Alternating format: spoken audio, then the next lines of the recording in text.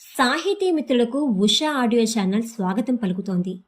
Audio ద్వారా తెలుగు సాహిత్యాన్ని అందరికీ చేరువ చేయాలన్నది ఉషా సంకల్పం. ఇటీవల ఉషా వెలగపూడి సీతారామయ్య స్మారక ఉగాది కథల పోటీలో అగ్రతాంబూలం పొందిన కథ యాట. పేదోడి అంతర్మదనంలో నుండి వచ్చిన యాట కథ మన మనసుల్ని వేటాడుతుంది. జాతీయ స్థాయి కథ. రచయిత మూరిశెట్టి గోవింద్ గారు. స్వస్థలం డిఆర్ఎన్ కండ్రిగ, వెదురుకుప్పం మండలం. ప్రస్తుత నివాసం సిడి కండ్రిగ, కార్వేటి నగర్ మండలం. సాకిరేవు కథలు, మా ఊరి మంగలి కథలు, ప్రకృతి వికృతి కథలు, కుమ్మరి కథలు, సుదీర్ఘ స్వప్నం నవల వంటి రచనలు చేశారు. త్వరలో పడగనీడ నవల, తోటి కథలు వంటి రచనలు రానున్నాయి. వీరికి గురజాడ జాతీయ పురస్కారం, మధుసూదన్ రావు పురస్కారం, ధర్మయ్య ఫౌండేషన్ భాషా సేవ పురస్కారం, ఎంఎస్ఆర్ జాతీయ కథల పోటీ ద్వితీయ బహుమతి, కుప్పం రెడ్డెమ్మ పురస్కారం, చిత్తూరు జిల్లా కలెక్టర్ గారిచే భాషా సేవ పురస్కారాలు అందుకున్నారు. Please like, share and subscribe to Usha audio. ఒకనాడు నేను ఏడకు పోతా ఉంటే కొమరగుంట బాపనయ్యారు ఎదురుపడి, మీ యానాదోలకి ఏటాడేదొక ఎర్రిగా ఉంది కదరా ఎంగడేశా అన్నాడు. నేను, ఎర్రి ఎయ్యి రకాలంటారు సామి, అట్టనే ఏటాడే వాళ్ళలో ఎన్నో రకాలు. కొంతమంది పని లేక పొద్దుపోక ఏటాడితే ఇంకొంతమంది పిచ్చితో ఏటాడతారు. కానీ మేం బతికేదానికి ఏటాడతాం సామి అన్నాను. ఆయన, మీరు మూగజీవాలను ఏటాడతారు కదా, అప్పుడు పాపం అనిపించదా అన్నాడు. నేను, ఈ ప్రపంచంలో ఏటలేంది ఎక్కడ సావే? ఎలకను పిల్లి ఏటాడితే, పిల్లిని కుక్క ఏటాడితే, కుక్కను నక్క ఏటాడితే, మా బోటోళ్ళని మీ బోటోళ్ళు ఏటాడితే మేం కుందేళ్ళనో ఎంట్రవనో ఏటాడతాం, అంతే కదా అన్నాను. దాంతో ఆయన మారు మాట్లాడకుండా పోయినాడు. ఎండాకాలం ఎండలు మండిపోతా ఉండాయి. అడవిలో తాగేదానికి కాదు కదా, సున్నం తడుపునేదానికి కూడా సొక్క నీళ్లు లేవు. ఏటాడే వాళ్లకు ఇంతకు మించిన అదును ఇంకొకటి ఉండదు. ఎందుకంటే పొద్దుపోతే చాలు అడవిలో ఉండే జీవ జంతువులన్నీ అడవి పక్కన నీళ్లుండే చోటుకొచ్చేస్తాయి. ఆడగాని మనం మాటేసుకుని ఉంటే దుప్పినో పందినో కుందెల్లో ఏటాడుకోవచ్చు. మా ఇంటిది అలివేలు కూలికిపోయింది. నేను సంక చేతుడి పొద్దుకాడ అడవికి ఎలబార్దామని మా గుడిసి మరగను కూర్చొని తుపాకీ కొట్టడానికి మందుగుండేసి దట్టించుకూరి మిగిలిన మందుగుండె సంచిలో వేసి సర్దుకుంటా ఉండాను. అప్పుడు సర్పంచ్ ఇంటికాడ సేద్దానికి ఉండే ముత్తన్న, ఎంగడేసయ్యా ఎంగడేసయ్యా అంటా వచ్చినాడు. నేను, యా ముత్తన్నా అట్టా వచ్చినావు అని అడిగినాను. ఆయన, సర్పంచ్ ఈరాసాన్ రెడ్డి నేను ఉన్న పలంగా పిలుసుకురమ్మన్నాడు అన్నాడు. నేను, సర్పంచ్కి నాతో ఏం పనంట? ఆయన మడిలో ఎలికలు గిలికలు ఏమైనా పట్టాలనా అన్నాను. ఆయన, యామో నాకేం తెలుసు, పిలుసుకురమ్మన్నాడు వచ్చినాను అన్నాడు. నేను, సరే పోదాం పద, మళ్ళా నేను అడవికి పోవాలా అని ఆయన వెనకన్నే పోయినాను. సర్పంచ్ కుర్జీ మీద కాలేసుకుని కూర్చొని ఎడం చేత్తో మీసాలు సరి చేసుకుంటా ఉన్నాడు. ధర్మాచెరువు బొజ్జయ్య, మొరగయ్య, నాకయ్య మడి చేతులు కట్టుకుని ఆయనకెదురుగా నిలబడుకొని ఉండారు. ఆయన వాళ్ళతో, పనికొస్తానని చెప్పి దుడ్లు తీసుకుని పోయి రాకుండా చేస్తే మీ అమ్మ మొగుళ్ళొచ్చి చేస్తారా అంట దబాయిస్తా ఉన్నాడు. వాళ్ళు, అయ్యా తప్పైపోయింది, నిన్న మా ఊళ్ళో సావు, అందుకే రాలేదు, రేపొచ్చి తవర పని ఎగిరిచ్చేస్తాం అంటా ఉండారు. ఆయన, సావు గీవని మాయమాటలు చెప్పే దాంట్లో మీకు రద్దారా? ఎవరైనా ఒకనాటికి సావు అంటారు, ఒకనాటికి సవర్దంటారు, మళ్ళొకనాటికి ఇల్లాలు ఇంటికి దూరం అయ్యిందంటారు. రేపొచ్చి పని చేయకపోండి, అప్పుడు మీ కథ చెప్పతాను అన్నాడు. వాళ్ళు, రేపు తప్పకుండా వచ్చేస్తాం సామి అంట పూడ్చినారు. నేను పోయి ఆయన ముందు నిలబడి, అయ్యా నా పేరు ఎంగడేసు, నేను యానాదోన్ని, రమ్మన్నారంట అన్నాను. ఆయన నాకల్లా పురుగును చూసినట్టు చూసి, ఎంగడేశా ఎవుర్రా, నువ్వు కొత్తగా ఉండావు, యా ఊరు నీది, ఎవరు కొడుకురా అని అడిగినాడు. నేను చెప్పదాం నోరు చేసే లోపల ముత్తన్న అందుకున్నాడు. సామి, ఈ అప్పది మనూరు కాదు, నగరానికి తూరుగా సాకలోడి గుంట కట్ట మీదుండే ఇల్లిండ్లు. బిల్లుదొల్లో ఆ పిల్లిగొండ్ల కిష్టగిని ఉన్నాడు. మన చేన్లలో ఎలకలు పడతా ఉంటాడు. ఆయన కూతురు అలివేలు కట్టుకుని ఈడొచ్చి చేడిపోయినాడు. ఆయన నా కళ్ళ చూసి, దినుమ్ము ఏటకపోతా ఉండేది నువ్వేనా అని అడిగినాడు. నేను నేనేనయ్యా అన్నాను. అయినా నువ్వు అడవిలో దినానికి ఒక మూగజీవాన్ని చంపేస్తా ఉండవంటనే, నిజమేనా అని అడిగినాడు. నేను దినుమ్ము యాడిదయ్యా, వారానికో 10 రోజులకో ఒక పందో దుప్పో దొరుకుతుంది, కాల్చుతాను. అది కూడా మనం చంపదామని పోతే సావు, వాటికి తీరిపోయి ఉండాలా అన్నాను. అయినా నువ్వు ఏటాడతావనే సంగతి పోలీసోళ్ళు ఫారెస్టోళ్ళు చెప్పితేనే నాకు తెలిసింది. నువ్వు ఏటాడేవాడివి, నన్ను ఒక మాట అడగాల్సిన పనిలేదా అన్నాడు. నేను ఆ మాటకు యామీ చెప్పలేక నేల చూపులు చూస్తా గమ్ము నుండిపోయినాను. ఆయన సరే, పోలీసు వాళ్ళకో ఫారెస్ట్ వాళ్ళకో నేనేదో చెప్పుకుంటా గాని నువ్వు ఎప్పుడు యాటను కాల్చినా ఆ యాటలో సగం కూర మా ఇంటికి తెచ్చి చెయ్యాలా అన్నాడు. ఏట పడితే సగం కూర నాకు తెచ్చి చేయాలని ఆయన అన్న మాటతో నాకు చాలా సంతోషమైపోయింది. ఎందుకంటే ఏట పడితే ఒక్కొక్కసారి అడిగేవాళ్ళు ఉండరు, ఏలపోదు. అప్పుడు కోసి గంపలో పెట్టుకుని నువ్వు తీసుకుంటావా అని ఊరూరు తిరగాల. ఇస్తామన్నా వస్తామన్నా లోకొని మనమైపోతే అప్పిస్తావా అని అడగతారు. ఇస్తే గోడకు సున్నం కొట్టినట్టే, తిరిగి రాదు. అట్టాడిది ఆయనే సగం కూర తీసుకుని దుడ్లు ఇచ్చేస్తే మిగిలిన సగం కూర మనం ఈజీగా అమ్ముకోవచ్చు, దుడ్లు చేతిలో పడిపోతాయని అట్టనే అయ్యా అని సంతోషంతో వచ్చేసినాను. ఒక దుప్పి దాని నక్కదిన దినము సాకలు దాని గుట్టకొచ్చిపోతా ఉంది నీళ్ళకని. ఊర్లేసినా పడలేదు, వాళ్ళేసినా పడలేదు. చిక్కినట్టే దక్కనట్టే ఉడాయిస్తా ఉంటే దానికోసమని వారం దినాల నుంచి తిరగతా ఉండాను, గాని దొరకలేదు. అది దొరక్కపోతే పోయా. ఉడువో ఎంట్రవో దొరికితిందనుకుంటే ఉడత కూడా దొరకలేదు.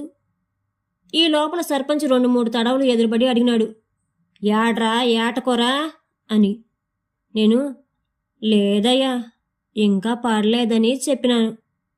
ఆయన నిజంగా పడలేదా, లేక వాడికెందుకు ఇయ్యాలని చెప్పతా ఉండవా అని అడిగినాడు. నేను ఊరికా ఇయ్యబోతానా, లేదని చెప్పేదానికి అందామనుకున్నాను గాని అనలేదు.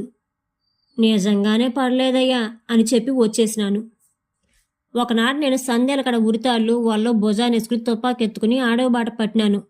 గొడ్డు గోద ఎంటబాట పడతా ఉండాయి. నేను బండి బాటెమ్మిట నడుచుకుంటా సాకల దాని గుంట కాడిపోయే కొద్దికి పొద్దుగుట్లో పడింది. గువ్వలు పచ్చులు వాటి తావరాలకై చేరుకుంటా ఉండాయి. పగలంతా జివ్వాలలో జీవాలు చేసిన అడుపులతో దద్దరిల్ని అడివి వాన గురిసి ఎలిసినట్టు ప్రశాంతంగా ఉంది. తుపాకీ కింద పెట్టి గుంటకు ఒక పక్క ఉరిలేసినాను, ఇంకో పక్క వల్లేసినాను. అదొచ్చి పోయే దోవలో ఒక పొదలో తుపాకీ గురిపెట్టి కూర్చున్నాను. కొంచేపటికి సందసేకట్లు అలవుకున్నాయి. సందమామ తూరుగా అప్పుడే పైకి ఎగబడి వచ్చినాడు. సందె నెల కాస్తా ఉంది. గాలి కూడా సల్లంగా గీస్తా ఉంది. అది కూడా పెద్ద అడవి కాదు, పుల్లు సింహాలు ఉండేదానికి. దుప్పులు జంకలు కుందేళ్ళు ఎంట్రవలు ఉడువులు అట్టాటి ఉంటాయి. ఎక్కడో ఒక జీరంగి గీ అని గొక్కపట్టి అరుస్తా ఉంది. ఉత్తిత గిక్కీకు అని అరిసి రంపు రావిడి చేస్తా ఉంది. దాని రావిడి చూస్తా ఉంటే నేలకొచ్చే జీవజంతువులకి అదే ఉప్పందించేడుగా ఉంది. ఇక్కడొక ఏటగాడు మీకోసం మాటేసుకొని ఉండాడు రావద్దని. ఎప్పుడు దాని బతుకంతే. అడవిలో యా మూల యా ఎంత జరిగినా అడవికంతా తెలిసేట్టుగా చెప్పకపోతే దానికి పొద్దు నిద్ర పట్టదు, పిడికిడంత కూడా ఉండదు. అడవికంతా తెలిసేట్టుగా అరస్తాది. ఒక్కొక్కసారి తప్పిపోయిన జీవాలను దొంగలను కూడా పట్టిస్తుంది. ఎట్టా అతి చేసి ఒక్కొక్కసారి పేమాదాన్ని కొని తెచ్చుకుని బెలవాయిలకో పూరేళ్లకో వేసిన వాళ్ళలో చిక్కుకొని పేనాలు వదిలేస్తుంది. పక్కనెక్కడో గొడ్లగోబా ఉమ్మని మూలిగి నన్ను భయపెట్టాలని చూస్తా ఉంది. అడవంతా మినగరు బూసులు నిప్పు రవ్వలు లేసినట్టు సింగారంగా లేసి ఎగరతా ఉండాయి. నేను గుంట చుట్టూ ఉండే దోవలని మూసేసినాను. అది నీళ్ళకు రావాలంటే ఒకటే దారి. ఆ దారి కడ్డంగా నేను చెట్టు మరను కూర్చొని తుపాకీ గురిపెట్టి కూర్చొని ఉండాను. దుప్పి పంది కనితి ఏదొచ్చినా ఈ పొద్దు నా చేతిలో సావాల్సిందే. ఉత్తీత ఉన్నట్టుండి సాకలు దాని కణం మీద అరిసింది. నేను కణం కళ్ళ కండ్లు చిలికించి చూసినాను. మాసక ఎన్నెల్లో ఏదో ఆకారం నల్లగా దిగబడి వస్తా ఉంది. అది పలాందని తెలుసుకోలేకపోతా ఉండాను. అది రాను దగ్గరవుతా ఉంది. దగ్గరకు వచ్చినాక చూస్తే అది దుప్పి కాదు, పంది. అది పెద్దది కూడా కాదు. సలుగు. అది గోర్ గోర్ అంట గుంట చుట్టూ తిరిగింది. గుంటలేకి దిగాలని, కానీ దానికి దోవలేదు. ఆఖీరికి నేనుండే దోవలకే రావాల్సి వచ్చింది. దానికి నాకు బారెడు దూరం ఉందనగా నేను దాని తలకాయకు గురిపెట్టి కాల్చినాను. గుండె దాని కనుబొమ్మల మధ్య దిగబడి గుక్ అని ఒక అరుపరిచి కొంచేపు తనకలాడి పేనలు వదిలేసింది. ఆ పందెం తెచ్చుకొస్తే 20 ఈసులు పడింది. దాంట్లో ముందుగా 10 ఈసులు తూకం వేసి ఎత్తుకొచ్చి సర్పంచ్ ఇంటికి పోతే ఆయన లేడు. ఆయన భార్యను పిలిచి, ఇద్దమ్మా అయ్యగారు కూర తెచ్చి ఇయ్యమన్నారని ఇస్తే ఆయమ్మ నా ముందే కూర పిసికి పిసికి చూసి, ఏమిరా ఒట్టి ఎమకలే ఇచ్చుండావు, మెత్తని కూర లేదా అని అడిగింది. నేను, అమ్మా అది ఊరపంది కూర కాదు, మెత్తగా ఉండేదానికి అడుగు పంది కూర ఇట్టనే ఉంటుంది, నేనేమీ ఏర్పించి ఇయ్యలేదు అన్నాను. ఆ అమ్మ కూర ఎత్తుకుని లోపలికి పోయింది. దుడ్లెత్తుకొచ్చి ఇస్తుందేమోనని నేను ఆడనే కాసుకోనుంటే ఆ అమ్మ మళ్ళా చాలాసేపు తర్వాత వచ్చింది. ఏమిరా ఇంకా ఏడ్నే ఉండావంట. నేను, అమ్మా దుడ్లేమన్నా ఇస్తారేమోనని కాసుకోనుండాను అన్నాను. ఆయమ్మ, ఎంతరా అని అడిగింది. నేను ఇస్తుందేమోనని ఈస 10 రూపాయలు లెక్కన 10 ఈసులు వచ్చి 100 అయితిందమ్మా అన్నాను. ఆయమ్మ, ఇప్పుడు లేదు అయ్యగారు వస్తేనే అని లోపలికి కూర్చింది. నేను ఇంటికి వచ్చి మిగిలిన కూరలో మా అత్తగారికి దోంత, మా చెల్లెళ్ళకు రోంత ఇచ్చేసి మిగిలింది మేము ఆవగించి పెట్టుకుని కళ్ళలోకి 4 చుక్కలు తెచ్చుకొని ఆ రాత్రంతా తాగుతా తినేస్తిమి. తెల్లారితే అలివేలొచ్చి, యామే ఇంట్లో నూకల బత్తం, ఉప్పు, మిరపకాయ, చింతపండు, తిరగబాతక సవురు యావీ లేదు, అన్నీ అయిపోయినాయి, తెస్తేనే పొయ్యి రగలేసేదానికి అనింది. నేను సర్పంచ్కి 10 ఈసుల కూర ఇచ్చినాను కదా, పొయ్యి దుడ్లు అడిగి తీసుకొద్దామని పోయి చూస్తే ఆయన లేడు. ఇట 2-3 తడవలు తిరిగినాను. కడిగినోడు గాది తెలిసే కొద్దీ లేనేడు పేనం పోయిందని సందేల పోతే ఉన్నాడు, కానీ ఏదో మధ్యస్థంలో ఉన్నాడు. అంతమందిలో ఎట్టడిగేదని శానాసేపు ఉంటే వాళ్ళంతా లేచిపోయినాకొచ్చి, యామిరా వచ్చింది అని అడిగినాడు. నేను, యామీ లేదయ్యా, తాను అడిగినారని నేను మొన్న అమ్మగారి దగ్గర 10 ఈసులు అడవి పంది కూర తెచ్చిచ్చినాను కదా, దానికి దుడ్లు అడిగి తీసుకుపోదామని వచ్చినాను అన్నాను. ఆ మాటకు ఆయన మూతి 36 వంపులు తిప్పి సలసల కాగే చవురులో ముంచిదేవిన అప్పలం మాదిరిగా మూతి పెట్టి, దుడ్లిచ్చేట్టుగా ఉంటే నువ్వే తెచ్చిచ్చేది, ఇంకెవరో లేదా, నీకేట సంగతి తెల్దా, ఎవరో చెప్పలేదా, ఎవరు ఏటాడినా ఏటలో సగం కూర సర్పంచ్కి తెచ్చిచ్చేయాలా, అదెక్కడి రూలు అన్నాడు. దాంతో నా కడుపు దగ్గోత్తరంగా కాలి, యాందయ్యో ఏటలో సగం ఇచ్చేస్తే మేమెట్ట బతకాలా అన్నాను. ఆయన, నువ్వెట్ట బతుకుతావో నాకు తెల్దు, నిన్ను నేనేమి తేరగా తెచ్చిచ్చేమనలేదు, పోలీసు వాళ్ళకు ఫారెస్ట్ వాళ్ళకు నెల మామూలు ఇయ్యాలా, ఎవరిస్తారు, మీ అయ్యానో వచ్చిస్తాడా, సర్పంచ్గా నన్నే కదా అడుగుతారు, లేదంటే చెప్పు, నాదేవి పోదు, నువ్వు రేపు ఇయాళ్లకు 16 కమ్ములు లెక్క పెట్టుకుంటావంటావని మాట్లాడినాడు. ఎంటనే ముత్తన్న, ఇద్దో అబ్బాయా, అయ్యగారు ఈ పొద్దు నిన్ను కొత్తగా తెచ్చియమనలేదు, అనాదిగా మీ యానాదోళ్ళు తెచ్చిస్తా ఉండేదే, కావాలంటే మీ మామనడుగు చెప్పతాడు అన్నాడు. ఎంటనే ముత్తన్న, ఇద్దో అబ్బాయా, అయ్యగారు ఈ పొద్దు నేను కొత్తగా తెచ్చియమనలేదు, అనాదిగా మీ యానాదోళ్ళు తెచ్చిస్తా ఉండేదే, కావాలంటే మీ మామనడుగు చెప్పుతాడు అన్నాడు. దీనికి సర్పంచి, ముత్తా నువ్వన్నా చెప్పరా వాడికి అంటా లోపలికి పోయినాడు. ముత్తన్న, యో ఎంగడేసయ్యా, ఇంకా ఎందుకు నిలబడుకొనుండావు పోకుండా, నువ్వు ఏనే మాట్లాడుతూ ఉన్నావనుకో ఆయనకి ముడ్డిలో కాలుతుంది, కాలిందనుకో ఇంతకుముందు దుప్పి పంది పడితే తెచ్చియమన్నాడు, ఇప్పుడు ఊడువు ఎంట్రవా కుందేలు పడినా తెచ్చియమంటాడు, పోయా అన్నాడు. దాంతో వచ్చేసినాను కానీ తలుసుకుంటే బాధ అయిపోతా ఉంది. ఈ ఆటను కాల్చినప్పుడల్లా ఆయనకి సగభాగం ఇయ్యాలంటే ఏడవుతుంది, రాత్రి పగలకు తేడా లేకుండా రాళ్ళు రప్పులు లెక్క చేయకుండా తిరిగి మనం ఏటాడేదేంది, దాంట్లో ఆయనకు సగభాగం పెట్టేదేందని. దుప్పి పంది కనితి అట్టాటి పెద్దవి పడితే మాకు 4 దమ్ములు మిగులుతాయి. దుప్పి, పంది, కనితి అట్టాటి పెద్దవి పడితే మాకు 4 దమ్ములు మిగులుతాయి. అట్ట కాకుండా ఉడువు, ఎంట్రవ, కుందేలు పడితే అంగడి బియ్యం, తంగేడు కట్లని ఆ పూట కాపూట సరిపోతుంది. ఇంకా ఆయనకేమిచ్చేది, మనమేం తినేదని నేను ఆలోచనలతో సతమతమవుతా వస్తా ఉంటే మంగళ రాందాస్ కనబడి, ఎంగడేశా అడవు పందిని కాల్చినావంటనే.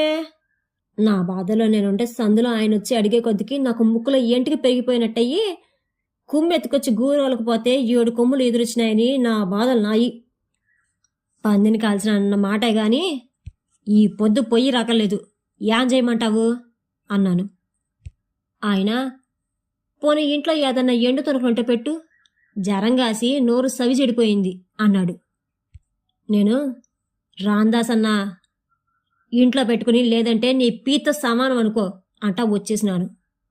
మళ్ళా నేరుగా మా మావ దగ్గరికి పోయి, ఇది నిజమేనా మావా, మనం ఏటను కలిసితే దాంట్లో సర్పంచ్కి సగం ఇయ్యాలనా అని అడిగినాను. ఆయన బంగాకు తాగతా ఒకదానికొకటి పొంతలేని సమాధానం చెప్పినాడు. జీవితం అంటేనే చిన్న చిత్తం చిన్న మాయాళుడు. మనం బతకాలంటే ఏటాడాలా, ఏటాడాలంటే వాళ్ళకి ఇయ్యాలా, తప్పదు, మన బతుకు అంతే అంతే అని యాదంతో మాట్లాడినాడు. ఆ నుంచి ఇంటికొచ్చినాను. పొయ్యిలో చూస్తే పిల్లి నిద్రపోతుంది. ఏటను కలిసినవన్న మాటే గాని దినమ్ము పస్తే కూట్నీళ్ళతో పొద్దు పోగొడతా ఉండవు. ఆ పొద్దుటి నుంచి ఏటకు పోతా ఉండాను. శని పూనిందేవో గాని పంది దుప్పి కాదు కదా, ఉడువు, ఎంట్రవ, కుందేలు, ఆఖరికి ఉడత కూడా దొరకలేదు. మళ్ళా శానాలకు నేను లోతు కాలువ కాడ దుప్పిని కాల్చినాను.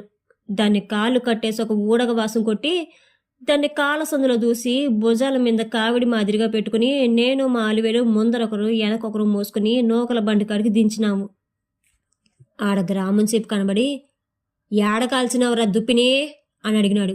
నేను, లోతు కాలువ కాడ కాల్చిన అయ్యా అన్నాను. ఆయన, అంటే ఫారెస్ట్లో అన్నమాట, ఇదేనా? మొన్న ఫారెస్ట్ రేంజర్ కనబడి వాడెవడో మీ అడవిలో మూగజీవాలంతా చంపేస్తా ఉన్నాడంటనే అని అడిగినాడు. నేను, ఎవరో కనుక్కుంటాను సార్ అని వచ్చేసిన. అది నువ్వే కదా అని అడిగినాడు. ఆ మాటతో నా గుండెలు నీళ్ళైపోయా. వాళ్ళకంతా ఎట్ట తెలిసిందబ్బా అని కొంచెం ధైర్యం తెచ్చుకుని, అందుకే కదయ్యా, ఏటాడినప్పుడంతా ప్రెసిడెంట్కి ఏట్ల సగభాగం ఎత్తకపోయి ఇస్తా ఉండేది అన్నాను. ఆయన, ఈ పంచాయతీలో ఉండేది సర్పంచ్ ఒకడేనా? నేను లేనా? కర్ణం లేడా అన్నాడు. నేను, లేదని చెప్పలేదయ్యా, ఉండరు గాని ఆయన అందరికీ నేను ఇచ్చుకుంటానని చెప్పనాడు అన్నాను. ఆయన, నీ తుపాకీకి లైసెన్స్ ఉండాదా అని అడిగినాడు. నేను ఆ మాటకు సమాధానం చెప్పకుండా నేల చూపులు చూస్తా గమ్మో నుండిపోయినాను. ఎందుకంటే నా తుపాకీకి లైసెన్స్ లేదు. ఆయన మళ్ళీ గద్దించి అడిగినాడు, ఉండాదా లేదా అని. నేను నోట్ల మాట బయటికి రానియకుండా తలగీరుకుంటూ చిన్నగా లేదయ్యా అన్నాను. ఆయన కోపంగా, సరే పో, ఆ సర్పంచ్గా ఇచ్చుకోబో అని ఎలబారేసినాడు. నేను, పోతే పో అని కోసేదానికి కత్తులు నూరుకుంటా ఉండాను. పెనుపద్దోళ్ళ రాంసాగిరెడ్డి మా మధ్యన జరిగింది ఎన్నట్టుంది. వచ్చి, రీ ఎంగడేశా, ఆయన పూడస్తా ఉండాడ్రా, పోయి ఆయన కాళ్ళ మీద పడి కుయ్యో ముర్రో అనుకోబో. ఆయన అనుకుంటే ఏమైనా చేస్తాడు. నీ తుపాకీకి లైసెన్స్ లేదని చెప్పినాడనుకో, రేపు యాకు నువ్వు నీ తుపాకీ పోలీసు స్టేషన్లో ఉంటారు అన్నాడు. నిజమే, రామసాగిరెడ్డి చెప్పిన దాంట్లో తప్పులేదు. పోలీసు వాళ్ళ పొత్తంత మంచిది కాదని పరిగెత్తిపోయి ఆయన కాళ్ళ మీద పడి, తప్పైపోయిందయ్యా, ఎట్ట చేయమంటావు, నువ్వే చెప్పయ్యా అన్నాను. ఆయన, చేసేదేముంది, ఆయనకిచ్చినట్టు నాకు ఏట్ల సగభాగం పెట్టు అన్నాడు. భాగం ఇది కొలబోతే బోడి సన్నాసులంతా పంచలెగబెట్టుకుని వచ్చినారంట. అట్టుంది వీళ్ళ కథని మనసులో అనుకుని, ఆయనకి సగం ఇచ్చి తమరికి సగం ఇస్తే మేమెట్ట బతకాలయ్యా అన్నాను. ఆయన, పోయినసారి ఆయనకిచ్చినావు, ఈసారికి నాకు ఇయ్యి, అడిగితే ఈసారి గ్రామం సిపికిచ్చిన అని చెప్పు అన్నాడు. ఇంక చేసేదేముందని ఆడనే కోసి సగభాగం ఆయనకిచ్చేసి సర్పంచ్కి సంగతి చెప్పదామని మిగిలిన కూరనెత్తుకుని ఇంటికొస్తే ఇంటికాడ మొత్తన బొవ్వాను పెట్టుకుని రెడీగా కూర్చొని ఉన్నాడు. దాంతో కడుపు కాలి ఎందుకు వచ్చినామని కూడా అడగనేలేదు. కూరంతా ఆయన బొవ్వానిలో బోడించేసి పో అని పంపించేసినాను, ఒక్క తొనక ఎత్తుకోకుండా. ఇట్ట ప్రపంచంలో యాడ చూసినా యాటే. ఎలకను పిల్లి యాటాడుతూ ఉంటే, పిల్లిని కుక్క యాటాడుతూ ఉంటే, కుక్కను నక్క యాటాడుతూ ఉంటే, మా బోటి బక్కొన్ని బలమైనోడు యాటాడుతూ ఉండాడు. ఇంక యాట లేనిదెక్కడా? రచయిత మూరిశెట్టి గోవింద్ గారి యాట అనే ఈ కథ కనుక మీకు నచ్చినట్టయితే please like, share and subscribe to Usha audio channel.